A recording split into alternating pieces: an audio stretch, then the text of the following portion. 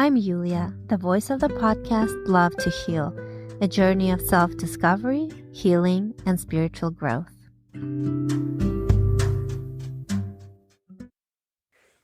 Hello. Today, I'd like to tell you about a lesson that I took from a seasoned Reiki practitioner. In addition to that, I will explore the connection between energy and well-being. I will give you different ways to balance your aura, to practice the law of resonance, and also I will share with you a meditation, a very simple meditation for spreading love to the whole world. And now about the Reiki practitioner. This man, the father of a friend of mine, has been practicing Reiki for several decades, and he also has the ability to see energetically, to see the aura of a person and see what may be the cause of an illness or difficulty in life. I wasn't particularly interested in learning Reiki per se, but I was interested in the many years of knowledge that this gentleman possesses, and I wanted to get his opinion and view on a few things. So here we go. This gentleman's story of how he began to see and feel energy is actually very interesting. At the ripe age of 40 and living in the Soviet Union, he was naturally an atheist.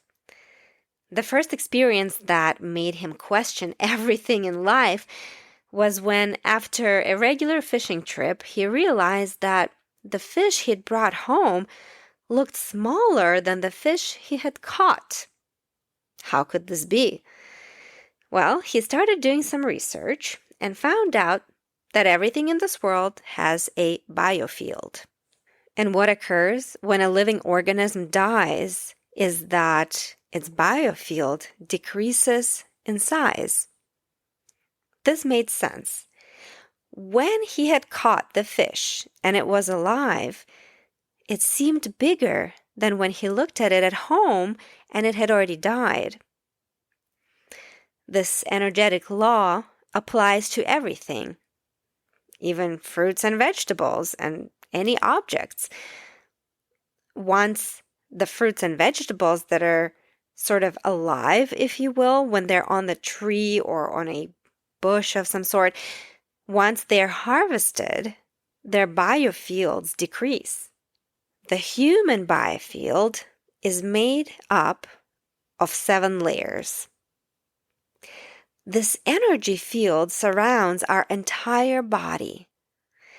The aura is connected to the 7 energy centers of the body, or the chakras, as you might have heard. Each of the 7 layers varies in depth and size, depending on the person and where they are at in their lives. In a healthy state, the entire aura can extend several feet and is very bright in color. In an unhealthy or weakened state, the auric field can be small and dull. The layers of the aura pulsate outwards from the body, with the first layer being closest to the body and the 7th layer being furthest away from the body. Each layer also increases in vibration as it moves outward, with the 7th layer carrying the highest vibration.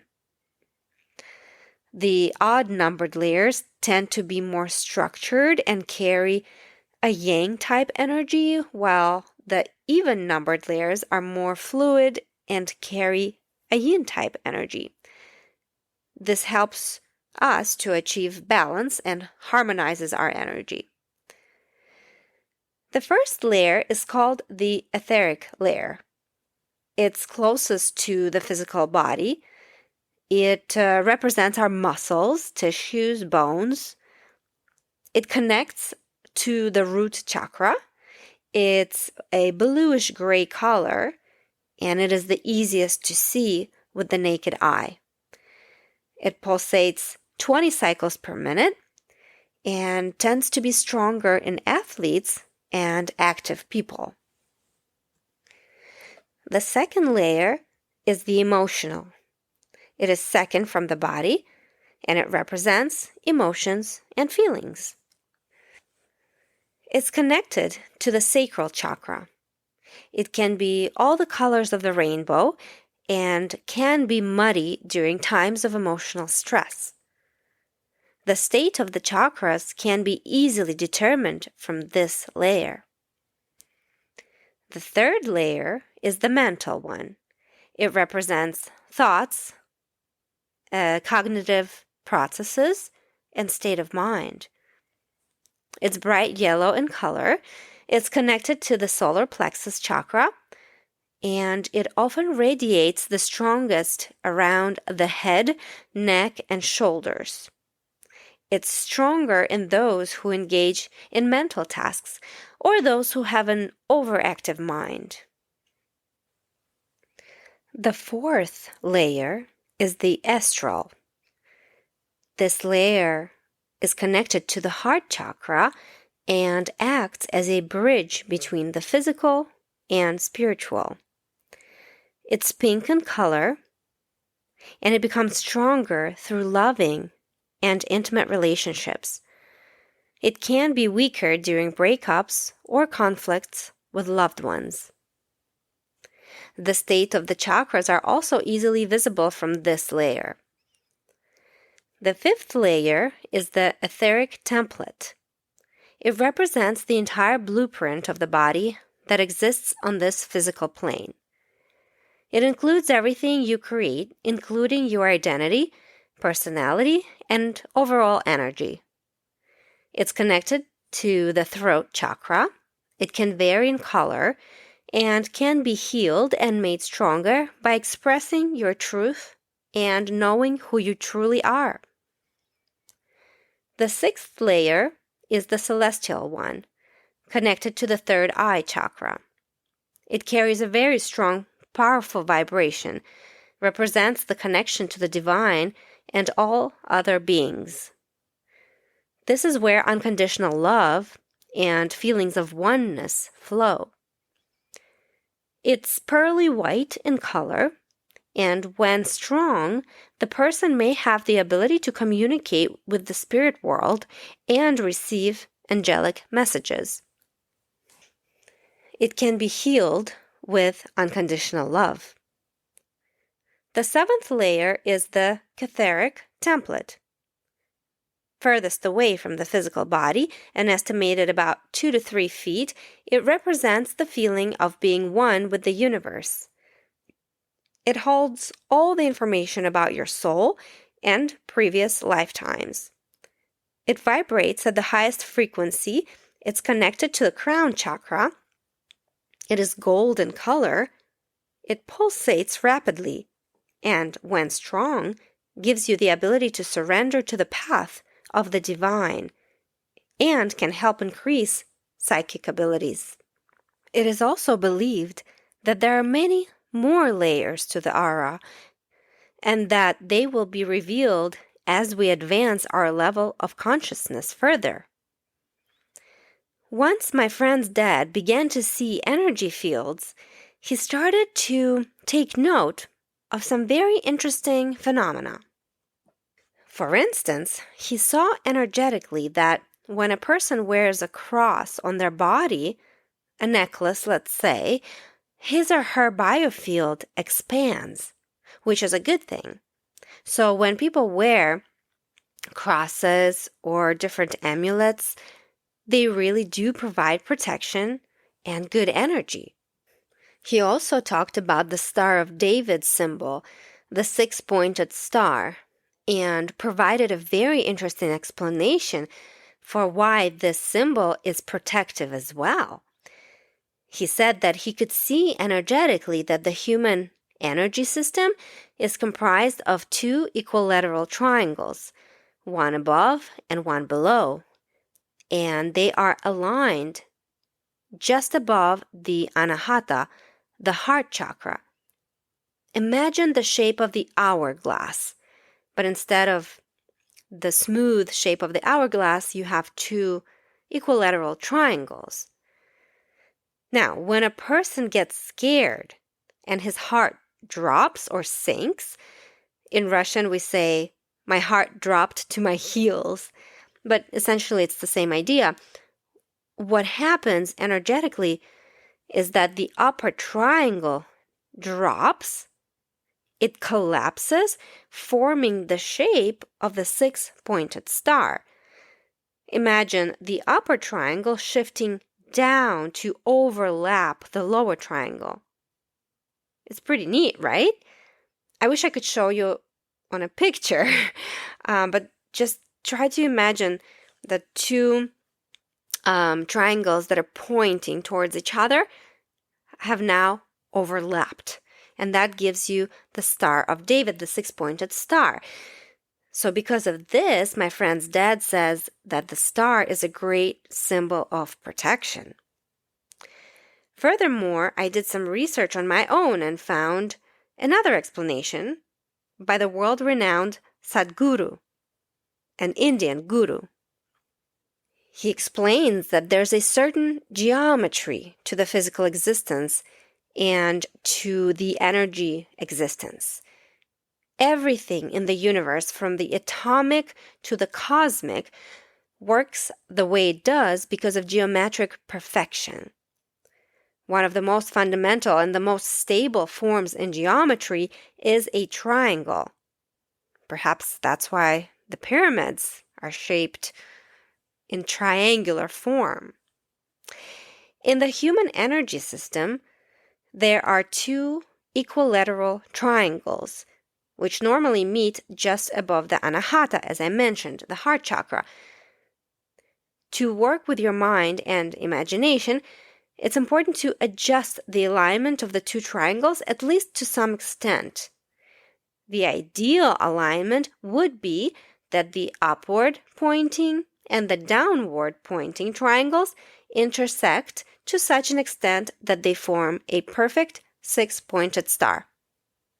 So I found this to be extremely interesting.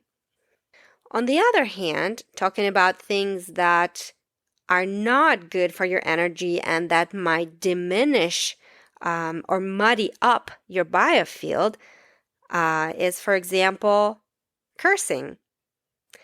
Remember that words are energy. So if you're expressing aggression through constant cursing, that does no good to your biofield. When speaking to someone, be aware that their energy of their words will reach your aura. If your aura is strong and balanced and in good shape, so to speak, the mean words won't do you any damage. But if your aura is out of balance or there are energy blocks, the energy of others' words could deeply affect you, bother you, put you in a bad mood, etc. I picture my aura as a sort of bubble around me that protects me from the external. So if someone says something mean to me, I imagine their words bouncing off my energetic bubble. It doesn't happen 100% of the time, but I have gotten better at it. I don't let people's words, opinions, whatever they say to me that I might not agree with or I might not like, I don't let that get to me as it used to. And I don't take it as personally anymore as I used to. And I think this may have to do with all the spiritual work that I've been doing and perhaps my aura becoming stronger and more protective. It's important to note here too the law of resonance. You may be more familiar with the law of attraction, which is the same idea. This law is a fundamental principle that asserts the power of vibrational frequencies in shaping our reality. At its core, it suggests that the frequency of our thoughts, emotions, and experiences has a magnetic quality, drawing in similar energies from the external world. In essence, the universe operates on the principle that like attracts like. And I've mentioned this before in previous episodes that I've noticed in my personal life that ever since I started focusing more on the positive, consciously trying to do good and to think well of others, to not judge, to basically accept everything as God's will and not get angry about it, the more of that I've been doing, the more positivity I have seen in my life. And I feel like this is really a great example of how the law of resonance or the law of attraction works. In other words, if there is aggression in a person's emotional layer of the chakra, if the person is aggressive outwardly or inwardly, he or she will attract into daily life aggressive people or events that will trigger the aggression. And as I said, in my personal experience, I have noticed a huge difference. The more positive and loving I am, the more positivity and love comes my way. To grasp this idea, also picture the universe as a vast web of interconnected energies. Every thought, emotion, and experience emits a unique vibrational frequency, similar to a ripple in a pond. These vibrations create a resonance that attracts corresponding energies, much like tuning forks that vibrate in harmony when struck with the same frequency. When it comes to our thoughts and emotions, they play a pivotal role in cosmic resonance. Positive thoughts and emotions emit high-frequency vibrations, acting as a beacon for similar positive energies in the external world. Conversely, negativity resonates with lower frequencies, drawing in experiences that align with those negative energies. To harness the power of the law of resonance, we must cultivate mindfulness and consciously directing thoughts and emotions. By fostering a positive mindset and embracing optimism, we align ourselves with higher vibrational frequency, attracting more positive experiences. I do want to add here that it literally helps to trust the universe. In my case, I trust God. It feels more personal this way rather than trusting the universe, because the universe, to me at least, seems like a cold, dark, faraway place. And the word God to me feels more personal and warmer. And so then when things don't go as planned, you are more likely to stay positive as you understand that everything happens for a reason. God doesn't make mistakes, and God sees the bigger picture. Here are also some tips for practicing the law of resonance. Take time to observe your thoughts and emotions. Mindfulness empowers you to recognize patterns and consciously choose positive vibrations. As soon as you notice yourself thinking or feeling negatively, make a conscious effort to change that thought or feeling. If something external helps you make the switch, do it. Maybe looking at a photo of a loved one, hearing a tune that you love or that uplifts your spirits, or maybe you go for a walk or just step out into nature and look at the beautiful sky. Find what works for you. I know pets for a lot of people are also a wonderful way to kind of switch from that negative thought pattern to something that you love and care about and something fuzzy and warm, right? Positive affirmations are great as well. You can incorporate them into your daily routine. For instance, I made some of my affirmations my passwords. So every day I have to say it in my head at least once or twice when I type in my passwords in my computer. I actually used to have a whole routine. I would go through several affirmations in my head as I showered, as I brushed my teeth, or as I was getting my nails done. I just remember I used to work with affirmations a lot, and it helps. It really does help to change your thought patterns. It takes conscious effort and daily practice. I also actually used to write out in a journal my affirmations, and I think that might have also helped because it kind of became part of me. I no longer have to do it as much because it's just in me after saying it and writing it so many times. And some of my affirmations that I used to say were things like, I trust the process of life, or I love myself, or I am safe everywhere in the universe. And I have to mention here as well the gratitude practice. Grateful thoughts elevate your vibrational frequency a lot, opening the door to a resonance of abundance and positivity.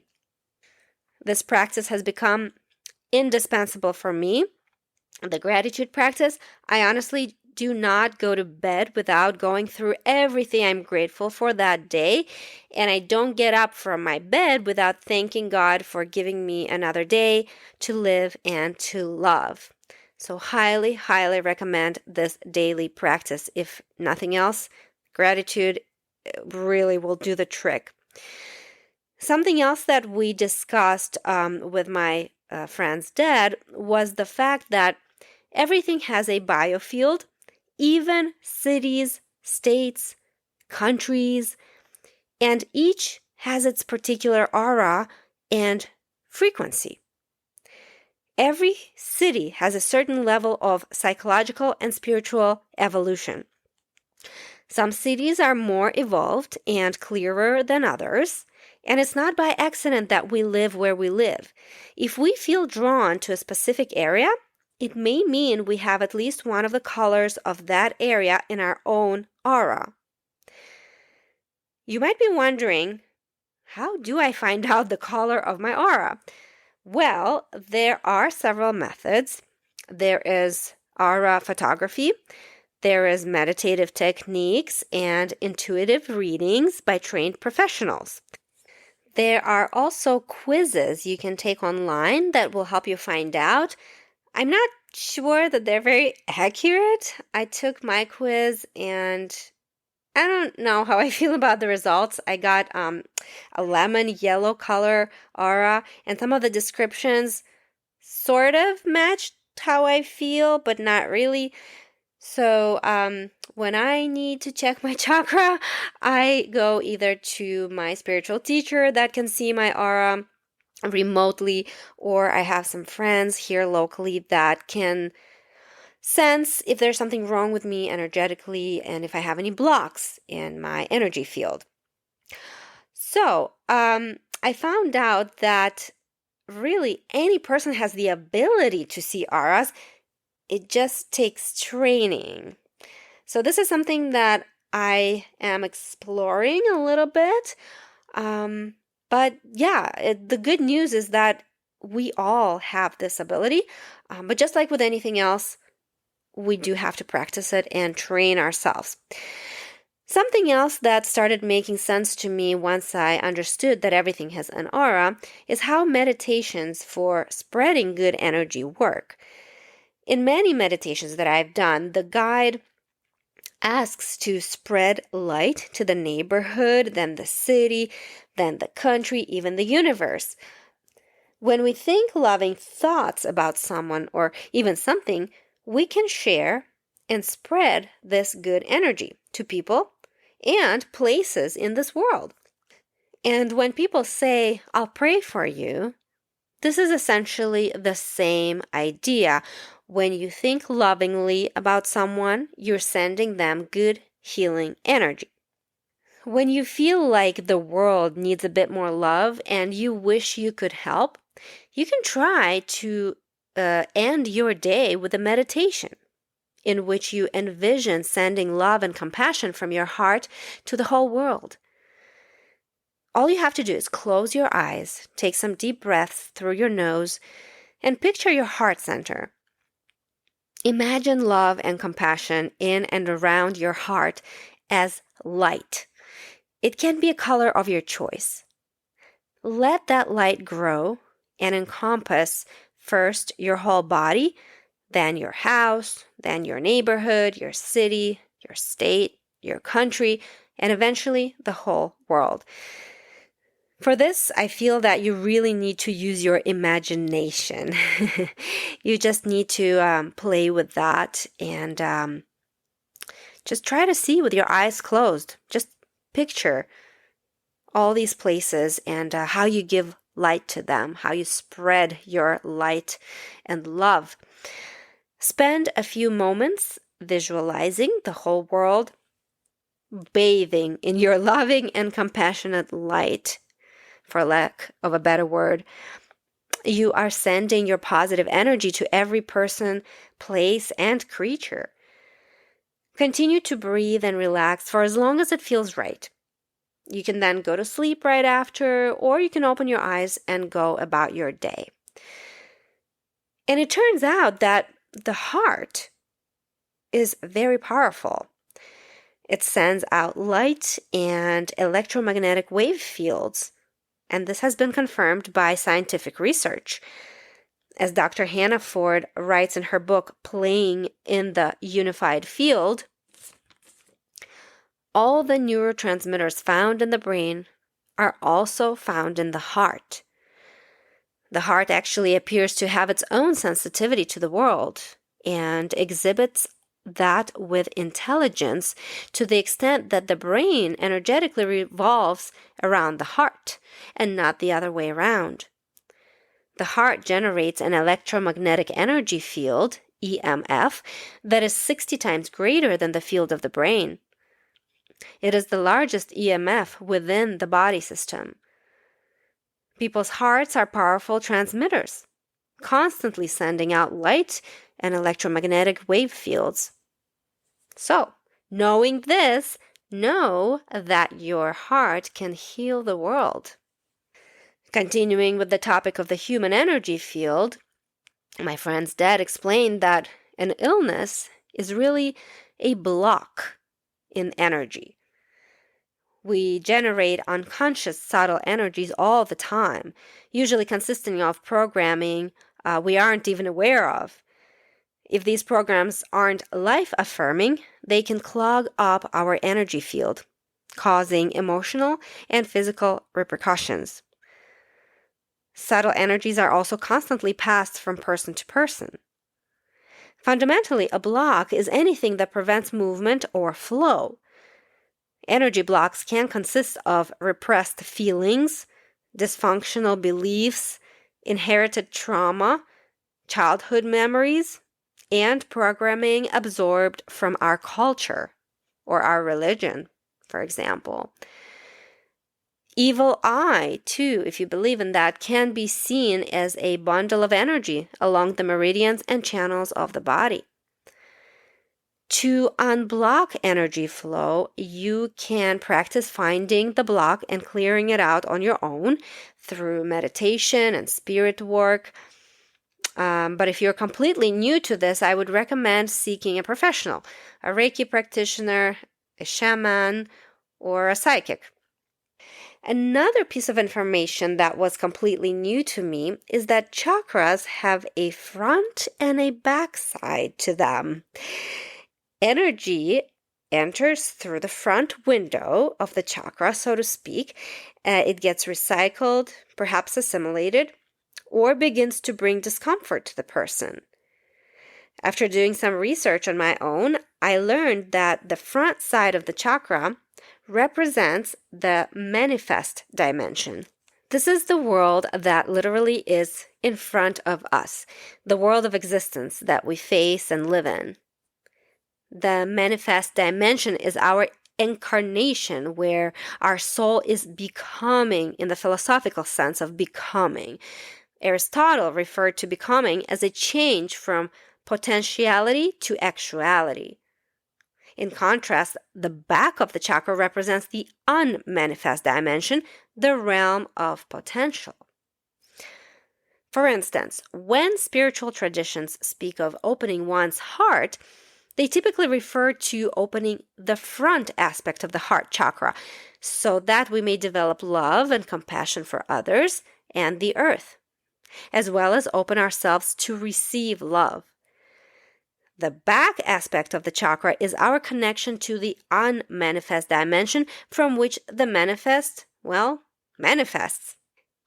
If you can picture an infinity sign that connects the back and the front aspects of the chakras, you will more easily understand how our past and present coexist. Our past is not gone. It's part of our potentiality because it affects what we bring forward into actuality.